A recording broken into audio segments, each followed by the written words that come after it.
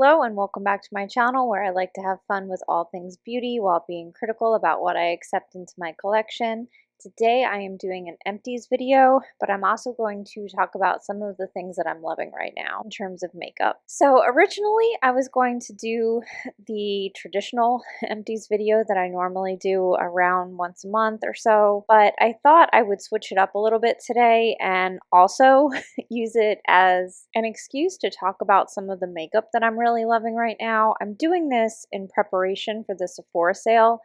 Next week, I'm going to start prepping my videos around that in terms of what my favorites of all time are and what I'm thinking of buying. So I've been pulling out a lot of stuff just to sort of refresh my thoughts. And honestly, it's been easy because at least lately, I've been using all of my favorite things. So I'm very familiar with those and most of them are sold at Sephora. So for foundation today, I have mostly the NARS Light Reflecting Foundation. That continues to be my favorite foundation at Sephora.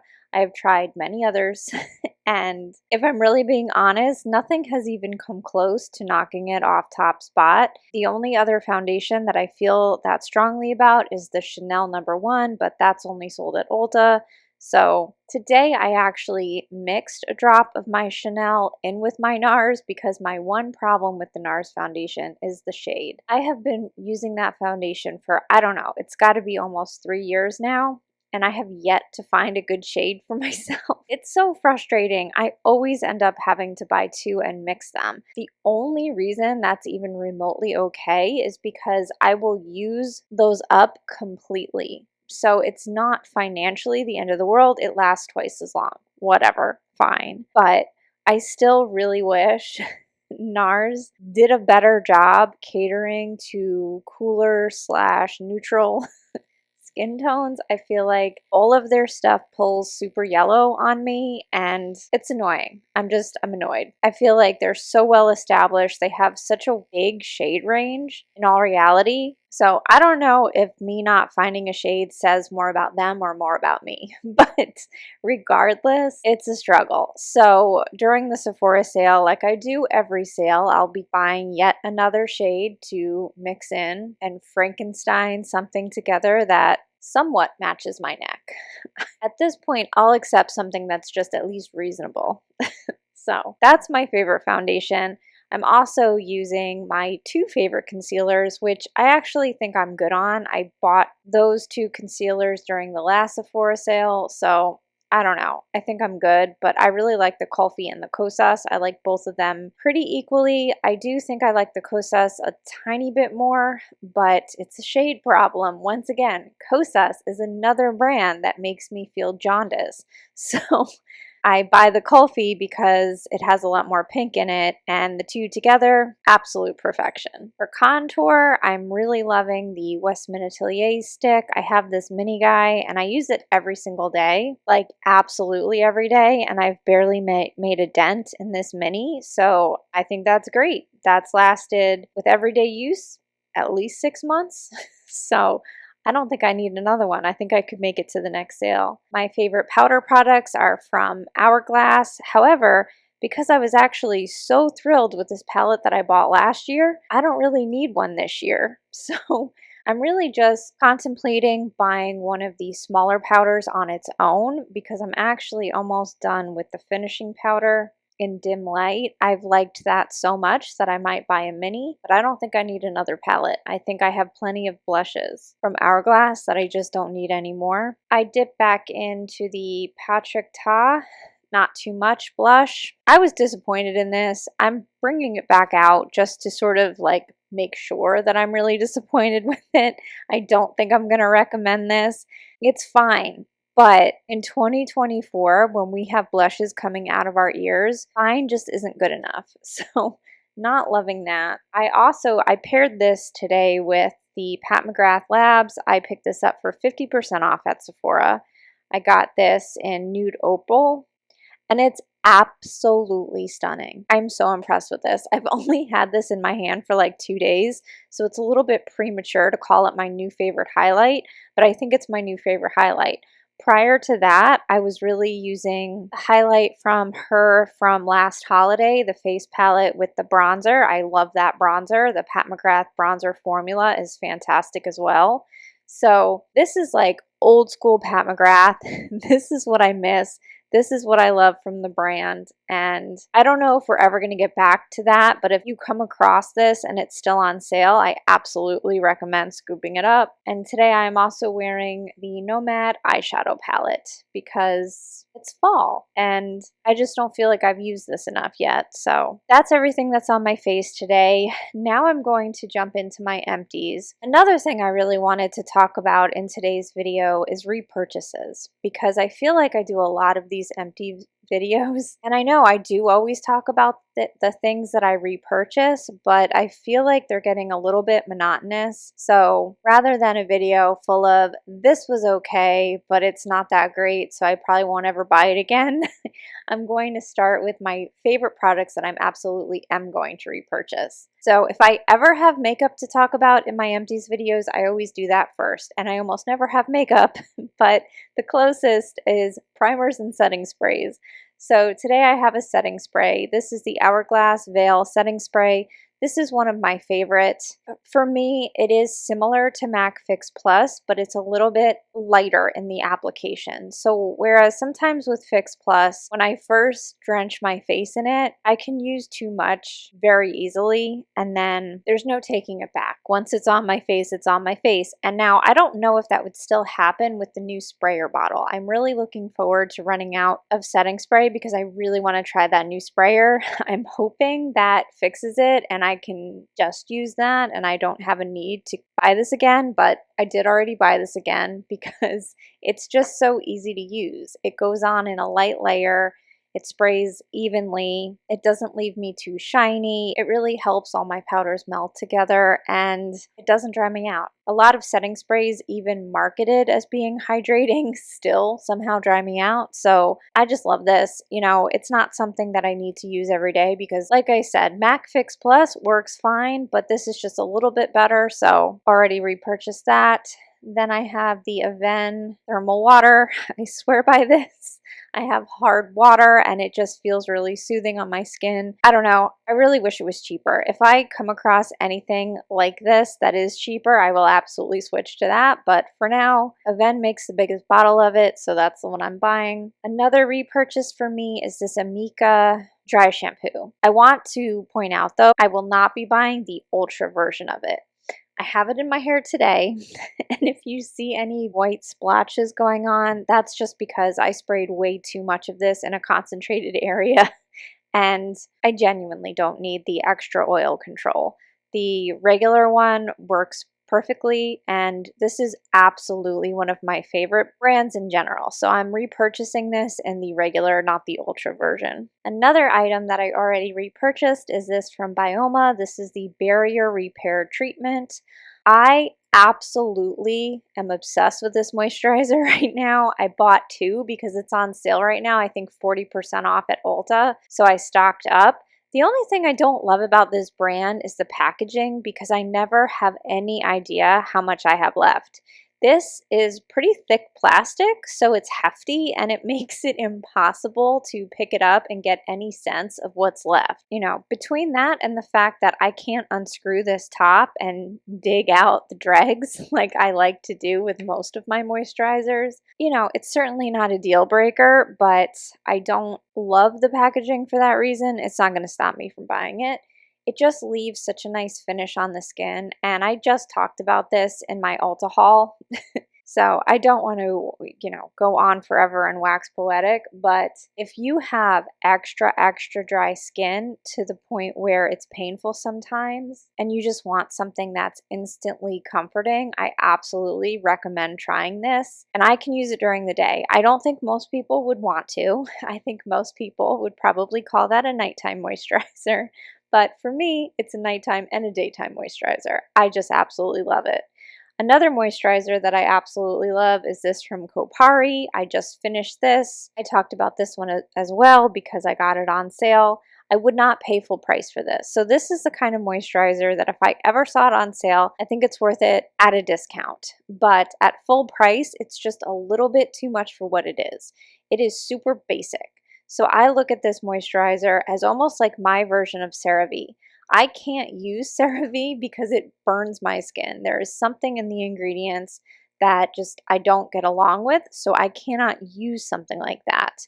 But it's a sort of catch-all moisturizer in the sense that it delivers comfort and hydration, it plays well with everything, and it totally fits the bill when the price is right. If it's not on sale, I would just skip this and I would buy something from K-Beauty, like the Avene moisturizer, for example. I think that's just as good, and it costs what this costs on sale at 50% off. So I hope that made sense. I do have another one of these. I did buy another one at 50% off because I do like it that much, but it's just not something I'm ever going to buy outside of a sale. What I will say is that you can often find this on sale. So this is typically in the Ulta 21 Days of Beauty, but it's also in the, I think it's a semi-annual sale now, the Macy's Beauty Sale. They do like a 10 days of glam or something like that, where they have beauty items at 50% off for 10 days. Last spring when they had that sale is the last time I bought this.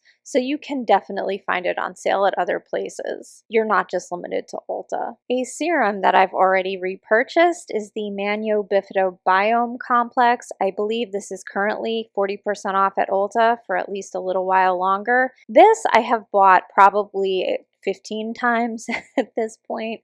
I do absolutely love using this because I find it very soothing.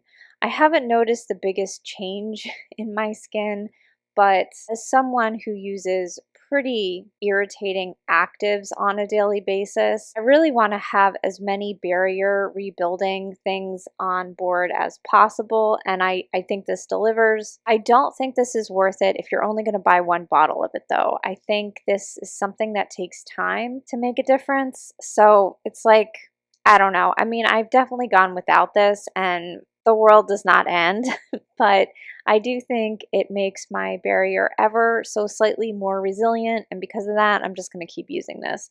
This is the same ingredient that is in the famous Estee Lauder Advanced Night Repair Serum. It's the same ingredient. So I've tried that too, and side by side, they work absolutely the same for me. So this is way more affordable. I'm going to keep buying this one. My next two repurchases are these two serums from Timeless. I have the CoQ10 and the Matrixyl Syn 6. The CoQ10 I use during the day, Syn 6 at night.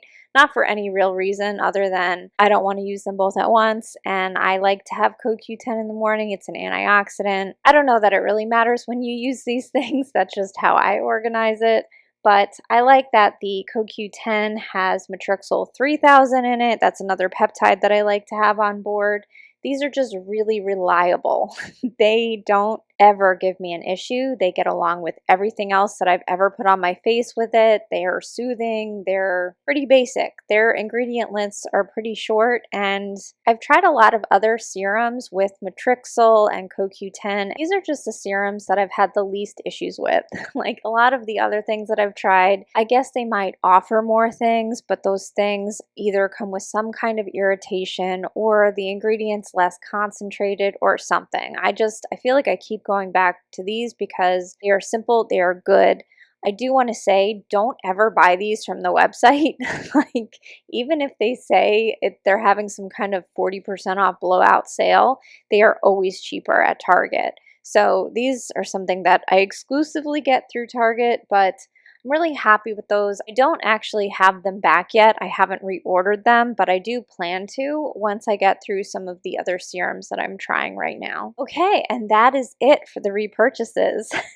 Everything else is a one-night stand. So first up, I wanted to talk about probably the thing that was the biggest disappointment. That was the Youth to the People Super Berry Dream Cleansing Balm. I got this for 50% off when it was at, I believe it was Kohl's. I think they had like a weird Sephora at Kohl's 50% off sale, a whole bunch of items, but it was only at Kohl's. I have a feeling they were getting rid of old inventory, but Obviously, I have no idea what was going on. Maybe they don't carry these brands anymore. I have no idea. But regardless, at 50% off, I figured I can take all the cleansing balms I can get. So I picked this up. Due to the people, I did not expect to dislike this as much as I did. This was terrible. It didn't remove my makeup. The most basic function of a cleansing balm. I've definitely had issues with cleansing oils not doing a good job with makeup removal, but I've almost never come across a cleansing balm that couldn't do the absolute bare minimum. So I was surprised about that. On top of that, I had an issue when I finished the center of it. Like, the center of it was pretty emollient. It was very easy, soft, whatever. When I got to the edges, it was hard and it came off in chunks. And it didn't matter how long I let it sit in my hand and be in my really hot bathroom. It never melted. So it was just a pain to use all the way around. I would absolutely never purchase that again. Nothing else here was that negative, but nothing else is going to get repurchased. So the next thing is this Osea Ocean Cleansing Milk. This was a nice cleanser. I really like cleansing milks because they tend to be a lot more gentle than gels. And, you know, I'm always doing a double cleanse for my face. So I'm not relying on this to remove makeup. I'm just relying on this to sort of get any residual gunk off my face. This did that. This did a great job of that.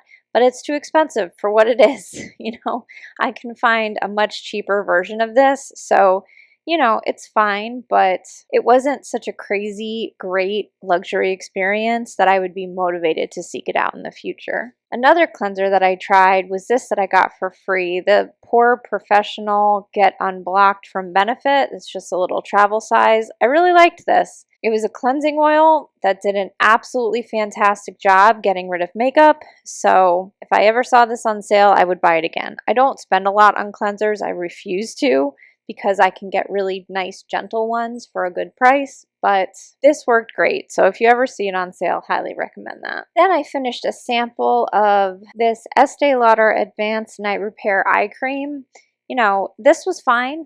It didn't bother me, which is great because I have really sensitive skin under my eyes, but it didn't do anything fabulous either. I feel like these ingredients they make sense in a serum, but I don't need them in anything else. So I would never seek this out, but if you're going to give it to me for free as a sample, I'll absolutely take it and use it. Another sample I got was this Milk RX Advanced Better Aging from Beekman 1802. It has a polypeptide complex that they're calling Rexensome something.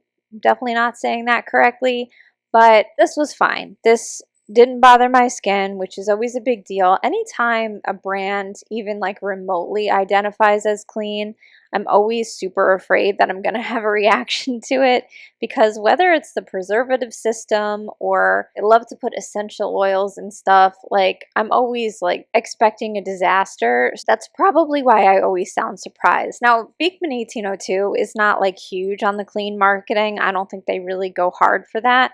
But I do think they identify that way, so that's why I'm sort of skeptical when I try stuff from them, but this worked great. You know, it's not something that I'm going to purchase though, because I have really dry skin. This was just an average moisturizer. I'm going to stick instead with stuff like this that I know is never going to give me a sensitivity problem. So mostly I'm just excited to see them get more into facial skincare. I really like Beekman 1802 as a brand, so I'm excited to see them go down this road. I don't feel like they have anything that I really need right now. Then I got a travel size of the Peach and Lily Rescue Party Barrier Restorm Serum. I destroyed it with scissors to get every last drop. I really liked this. I like a lot from Peach and Lily, but not everything. I have had issues with sensitivity with some of their products, but the Barrier Rescue Party was fabulous. I really love this. I won't buy this full price because I don't think the ingredients really make me feel like it's worth it, but if I ever see this on sale, I'll definitely be picking that up. Finally, for facial skincare, I have a sample of the Ilia. I cut the packaging up so I can't read it anymore, but it's that Milky stuff, the Milky toner.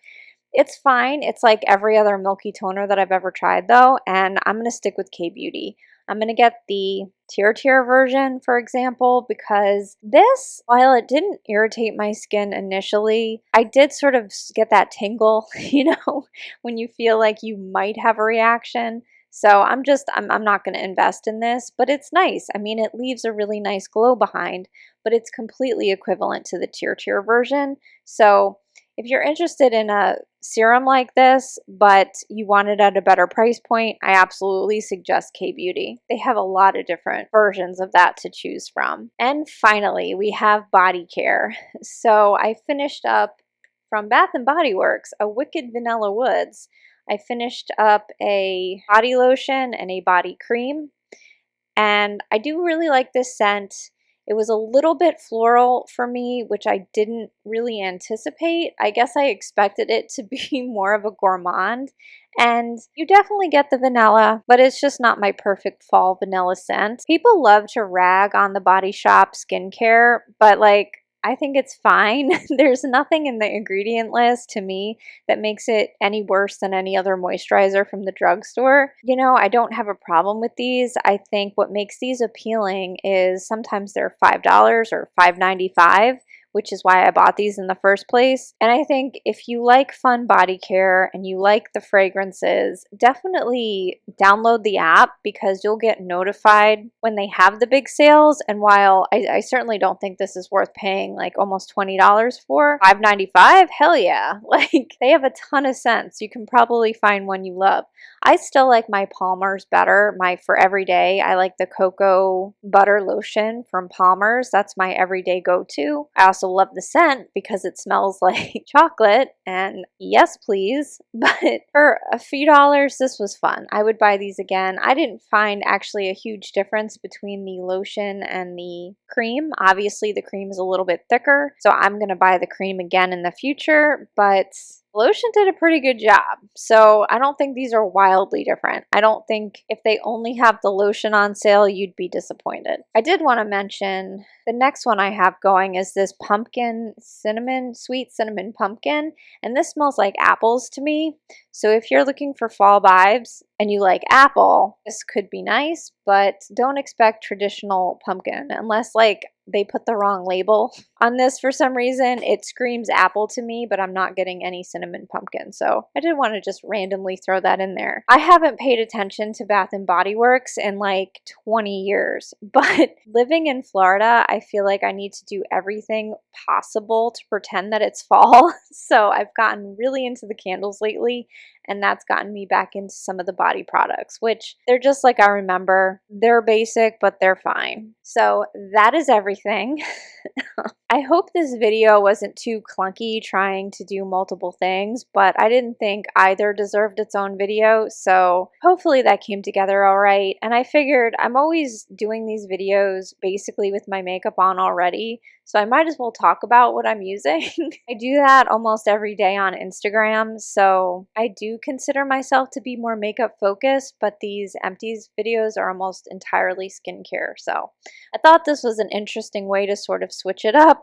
Let me know what you think below, and I hope you're having a fabulous week, and I'll talk to you soon. Bye-bye. I don't know if anybody's interested in a Pupdate, but he is growing like crazy. He is growing so fast. We have no idea how big he's going to be because he is a rescue, but he's doing really good. He's just about 3 months old now. And he's a really good boy.